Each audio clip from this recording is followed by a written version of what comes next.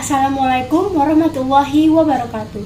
Nama saya Mutiara Novita Enji dari absen 18 dari kelas 12 MIPA 1. Di sini saya akan melakukan praktikum biologi, yaitu uji amilum pada makanan. Apa aja sih makanan yang mengandung amilum? Untuk mengetahui bahan makanan apa saja yang mengandung amilum, maka kita akan menyiapkan bahan-bahan yang akan diuji sebagai berikut.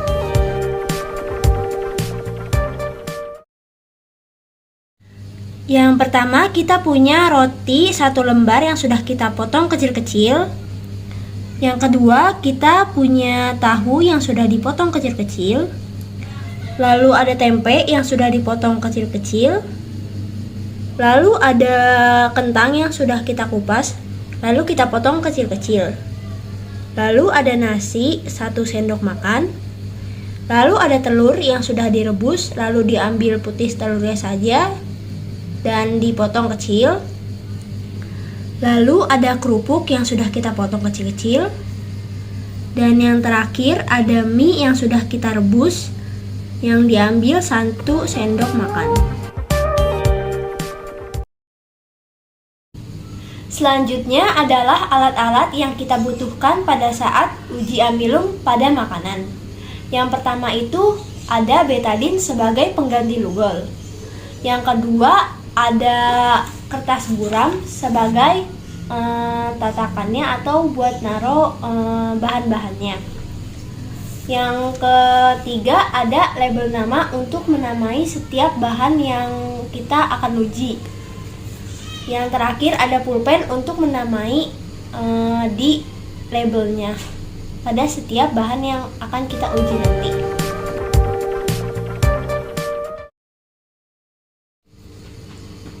Nah, setelah ini ada tata kerja atau cara kerja praktikum uji amilum pada makanan.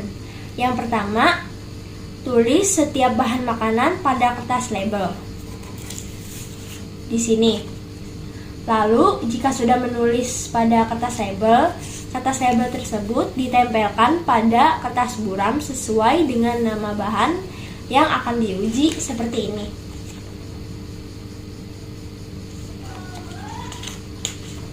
Nah, nanti setelah itu bahan-bahan yang ada di piring ini kita pindahkan ke kertas buram agar lebih leluasa pada saat diuji. Nah, ini adalah bahan-bahan yang tadi ada di piring dan sekarang sudah ditaruh di kertas buram untuk diuji.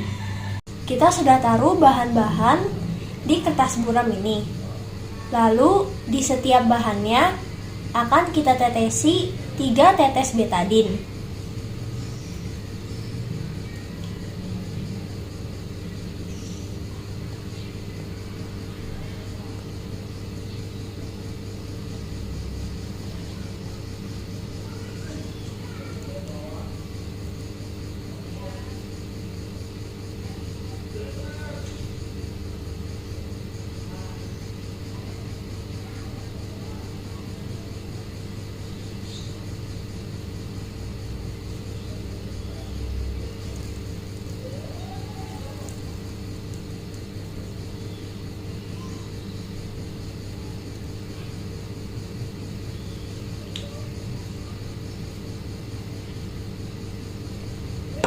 Nah, dapat kita lihat hasil yang akan diperoleh selama beberapa menit ke depan.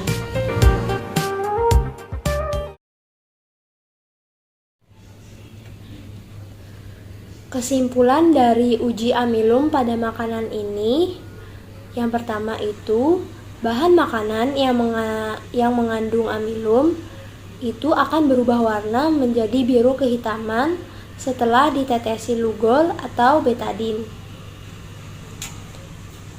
Nah, yang kedua, berdasarkan hasil uji praktikum amilum, bahan yang mengandung amilum itu terdiri atas roti, kentang, mie rebus, kerupuk, dan nasi. sini adalah sesi terakhir, yaitu sesi jawab pertanyaan. Pertanyaan pertama yaitu sebutkan 2 tempat pencernaan makanan. Yang pertama itu ada mulut sebagai tempat masuknya makanan dan proses pencernaan makanan dimulai. Nah, yang kedua itu ada usus halus. Usus halus itu proses makanan dilanjut dengan bantuan beberapa enzim. Nah, pertanyaan kedua yaitu mengapa 2 organ ini sajalah yang bisa dicerna atau mencerna amilum. Kaitkan dengan enzim dan fungsinya. Yang pertama itu ada mulut. Mulut berfungsi sebagai tempat masuknya makanan dan proses pencernaan dimulai. Ini dikarenakan di dalam mulut terdapat pencernaan mekanis dan kimiawi yang dibantu oleh enzim amilase. Gigi akan mengunyah makanan menjadi ke bentuk yang lebih sederhana agar enzim amilase dapat bekerja. Nah, enzim amilase ini akan menguraikan bahan makanan yang mengandung pati atau amilum menjadi gula yang lebih sederhana agar mudah diserap oleh tubuh kita. Nah, enzim amilase ini diproduksi oleh kelenjar liur. Lalu di dalam mulut terdapat lidah yang akan mengaduk makanan agar tercampur dengan enzim amilase. Nah, yang kedua terjadi di usus halus, tepatnya di duodenum atau usus 12 jari sebagai proses pencernaan makanan secara kimiawi.